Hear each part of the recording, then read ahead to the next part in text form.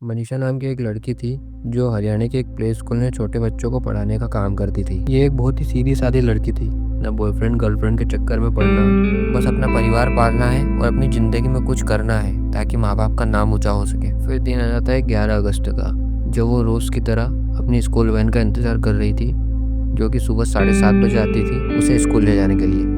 School शुरू होने का समय था सुबह 8 बजे का और खत्म होने का समय था 2 बजे। उसे 2 बजे के बाद एक कॉलेज में एडमिशन लेने के लिए जाना था, तो वो अपने पापा को बता कर जाती है कि मैं आने में लेट हो जाऊंगी। सीसीटीवी फुटेज देखने पर यह पता चला कि वो कॉलेज की तरफ गई भी थी। वो उसके मम्मी पापा को बता कर भी गई थी कि मैं आने में लेट हो जाऊंगी, और वो इतना लेट हो गई कि आज तक घर ही नहीं आई।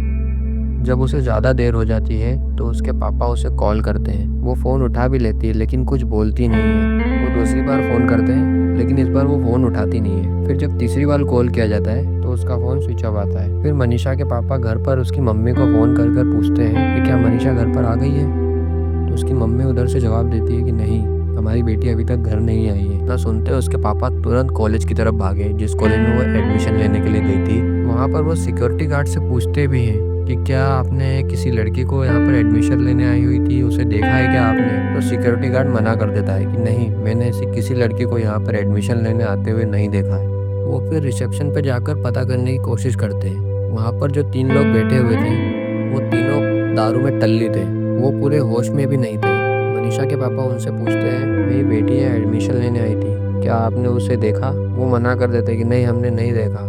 और वो ये भी बोलते कि आज तो कोई लड़की एडमिशन लेने आई भी नहीं है। इतना सुनते ही वो तुरंत पुलिस स्टेशन की तरफ भागते हैं। वो पुलिस वालों से कहते हैं कि आप मेरी रिपोर्ट लिखिए, मेरी बेटी मिल नहीं रही है। लेकिन पुलिस वाले रिपोर्ट लिखने से मना कर देते हैं और कहते हैं कि तुम्हारी बेटी किसी के साथ भाग गई होगी या फिर किसी के साथ घूमने चले गई होगी, रास्ता देखो, कल तक आ जाएगी। लेकिन मनीषा के पापा कहते हैं कि नहीं, मेरी बेटी ऐसी नहीं है। फिर पुलिस स्टेशन से मदद ना मिलने पर मनीषा के पापा खुद ही मनीषा को ढूंढने के लिए निकल जाते हैं, लेकिन उन्हें मनीषा कहीं नहीं मिलती। अगले दिन वो फिर पुलिस स्टेशन जाते हैं, बोलता है कि मेरी बेटी नहीं आई वापस, आप मेरी रिपोर्ट लिखिए और मेरी बेटी को ढूंढिए। लेकिन वो पुलिस वाले फिर भी रिपोर्ट नहीं लिखते। फिर उसके 2 दिन बाद 13 अगस्त को पुलिस को एक डेड बॉडी मिलती है। वो मनीषा के पापा को फोन करते हैं कि आकर आप कंफर्म कर लीजिए कि ये आपकी बेटी है या नहीं। इतना सुनते ही वो घबरा गए और वो उस डेड बॉडी को देखने के लिए गए। वो मनीषा की ही थी। जब उन्होंने लाश की हालत देखी तो उनका इंसानियत पर से भरोसा ही उड़ गया। सबसे पहले देखा कि मनीषा का जो गला है वो कट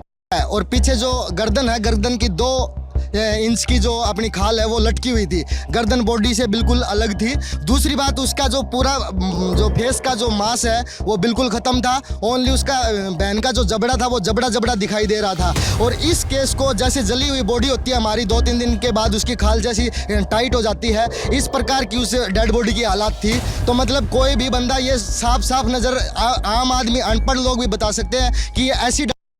और जैसे भी जिस तरह से वकील साहब ने बताया गया था कि इसके ऑर्गन बाहर निकले हैं, जहां तक मेरे ओपिनियन है वहां पे तो मुझे ये लग रहा है कि ये ऑर्गन ट्रैफिकिंग का मामला भी हो सकता है। मनीषा की डेड बॉडी की हालत इतनी बुरी थी, गर्दन बस हल्की सी जुड़ी हुई थी, गला भी गायब था, ऑक्सीजन पाइप तक गायब था। ये बात जब आसपास के गांव में पता चली तो वो लोग आंदोलन करने लगे और बहुत ही गुस्से में आ गए थे।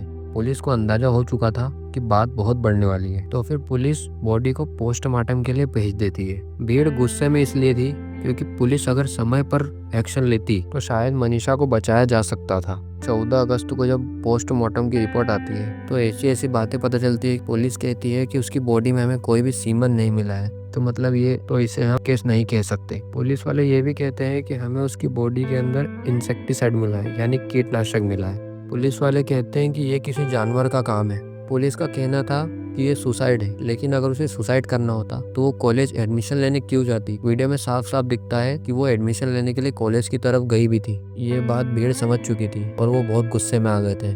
जैसे ही पुलिस को लगा कि भीड़ बहुत गुस्से में है और ये बात फैल रही है, उन्होंने सबसे पहले एरिया का इंटरनेट बंद किया। फिर 2 से 4 पुलिस वालों को सस्पेंड किया और 2-3 को ट्रांसफर किया ताकि लगे कि कुछ कर रहे हैं ये लोग। जब वापस से पोस्टमार्टम किया जाता है तो उसे सुसाइड डिक्लेयर कर दिया जाता है। 3 दिन बाद पुलिस कहती है कि हमें उसके डेड बॉडी के पास से एक सुसाइड नोट मिला है और वो सुसाइड नोट इंग्लिश में होता है। मनीषा पढ़ी लिखी लड़की थी, उसे ये पता था कि मेरे माँ बाप को इंग्लिश पढ़ना नहीं आता, तो उसके माँ बाप के लिए इंग्लिश में लेटर क्यों लिख के जाएगी। और हाँ, एक बात बताना भूल गया, जब मनीषा के पापा कॉलेज में रिसेप्शन पे गए थे और उन्होंने 3 पिए हुए थे, तो वो बात उन्होंने पुलिस वालों को बताई थी। तो पुलिस So वाले the first कॉलेज thing भी you गए want to थे, do is उन्होंने make sure your CCTV footage drivers की are डिमांड की, completely up to लेकिन वो date. सीसीटीवी फुटेज That उन्हें often नहीं दिखाई solves a गई lot और of वो these आज initial तक भी किसी को नहीं problems. दिखाई गई है, So आज the तक first बाहर thing you नहीं want है to वो। do is make